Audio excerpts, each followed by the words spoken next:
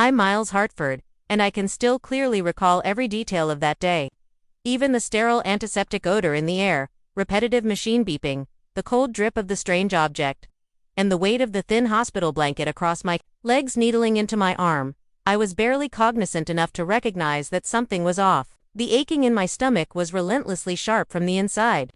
Twisting all the organs it could, the doctors informed me that immediate surgery was required due to the ruptured appendix. Although there were complications, they were trying their best, but I needed to be ready right away because they had discovered infection indications of sepsis. To my left, a nurse was talking in clipped tones that I could hardly hear, and the double doors behind her opened. My wife, Kira, arrived quickly, her shoes clicking too loudly on her eyes were wide but dry. And she had no tears or panic, just something that couldn't be read. I couldn't pinpoint her look, so she moved to my side and used her fingertips to stroke my forehead. Hardly stayed, leaning close as if she had something essential to say. And I waited for the reassurance I assumed I would hear. I love you, or it'll be okay. I needed her to provide me with stability. However, I blinked at this instead. My ex needs me more than you do at the moment. I wasn't sure I heard her correctly at first. Perhaps the pain or the medicine was to blame, dulling my senses, but then she reiterated that Trevor is struggling, and that his fiancée has left him. The same Trevor who, on our anniversary, sent her flowers, the one who always found an excuse to text. I trusted that history stayed in the past, and let the past be the past, even if I knew I wasn't home. View mirror, and she was now selecting him at this very moment, just seconds away from my body was attempting to shut down. So she was wheeling me into an operating room and picking Trevor. Didn't cry or even appear conflicted. Instead, she gave off the impression that she had made up her mind hours earlier. Perhaps days ago, she stated, "I have to go take care of him," as though I were a small annoyance. Her voice was devoid of any warmth. She turned and departed without saying sorry or feeling ashamed. And I heard the echo of her heels as they vanished down the corridor. And then nothing happened. Not even the nurse next to me seemed to notice. Had just occurred, and she made the necessary adjustments to the floor while whispering something about anesthesia. I closed my eyes, not to sleep, but to as they rolled me towards the operation room. I tried to ignore the unexpected chill that had nothing to do with the room temperature. I wanted to think that Key was having a bad dream as the lights above streaked past in sluggish, clinical blurs. When I woke up, my hand was sore from crying and clasped like she would never let go. But perhaps that had consistently been too ready to ignore her absence, her disappearances, her late-night texts. And she never clarified that I was only the patient, and patience is by definition intended to last. I woke up once while traveling and felt an odd weight on my chest. It wasn't agony or anxiety, but the last sound I heard as darkness swept me away was the realization that I was dying alone. Was not her voice or touch, but rather the faint clatter of metal instruments being prepared and the murmur of masked voices.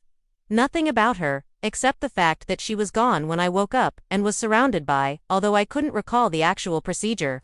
I could still clearly recall her words, which were ingrained in me, like my ex needs me more than you do right now, and that keeps playing in my head. The incision is now stitched across my abdomen. Skull resonating through the haze of saline and medications. How could she mean what she was saying? And the worst aspect was that I had no defense, no argument, no opportunity to speak or engage in combat, or even confess that I was drugged, attached to monitors, and slipping under as she left. Putting my suffering below that decision wasn't made on the spontaneity of the moment, and it wasn't motivated by sympathy, was important, and I wasn't. The nurses were friendly, effective, and aloof, performed their duties. They recorded their charts and examined my vitals. None of them could make up for the gap she had left, especially when the one who was meant to guide you through. I stared at the ceiling for a long time after the worst person decided that someone else's heartache was more essential than your survival. Hours of staring and listening to the beep beep without speaking or weeping. The monitor's bleep reminded me that I was still here, and the night shift nurse softly inquired when she arrived to see how I was doing. The words stayed, and I shook my head. "Is there someone you want me to call?" I nearly answered, "Kira." Habit, muscle memory. Head. She had made it apparent that she wouldn't be coming today, so what would be the point? Maybe never, but eventually I fell asleep again, not out of comfort, but from tiredness. I had physical and emotional dreams of nothing but darkness, and when I woke up, the room was remained empty after that. My pale, weary face was reflected back at me from the windows, but there were no flowers, notes, or traces. I was unaware of it at the time, but something inside of me had already begun to change, not an angry one. Not yet, simply insight, a chilly knowledge that regardless of how much I had loved her, regardless of the promises we had made, there was now an unbridgeable rift between us because I had almost died, and she had picked someone else out of familiarity rather than love, past comfort, but now that I was only the patient and that was all she saw. I woke up gradually as the pain was subtle at first, then intense as I dragged myself up from the bottom of a deep, black well. Like fire being fanned, it spread into my abdomen. The machines around me hummed, and the ceiling was sterile white. It beeped without regard for my presence. My lips tasted like a nurse was by my side taking notes on a notepad while my eyes burned from the metal. I assumed I was still dreaming for a while, so I slowly turned my head in the hopes of seeing Kira curled up in a perhaps she would sip a little cup of coffee while sleeping in a medical chair with a blanket wrapped around her shoulders, expecting for me to wake up in her arms so she could say something comforting, but the room was empty and the chair was empty. "Hey," I said, my voice cracking like a flower of comforting flowers. The nurse's smile was pleasant but clinical as she turned to face me. "You're awake," she whispered gently. "Take it slow. You've been through a lot." I blinked as I attempted to reconstruct the chronology. The surgery had been difficult. She informed me that I had been out longer than anticipated due to problems from the rupture, including internal bleeding. The doctors responded quickly to the sepsis, but it had been over 48 hours and I looked at her in critical care, trying to take it all in, but it didn't land. It didn't go as planned. What landed and remained in my chest, like a second wound, was something I had experienced. Everything without Kira, no voice calling me back while I floated. No hand to squeeze while under anesthesia. I attempted to sit up as I was about to pass out, but the pain forced me back down.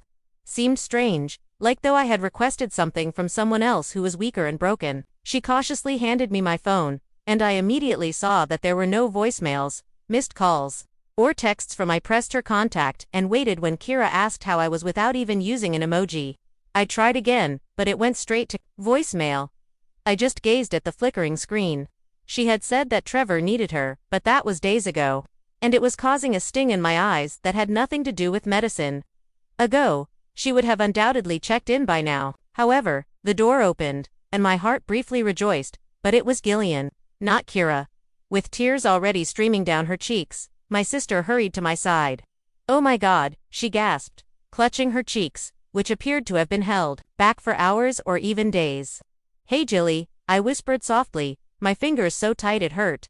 "You're awake." I tried to grin, but I couldn't even pretend. Like we were children again. She sat next to me and brushed my hair back from my forehead.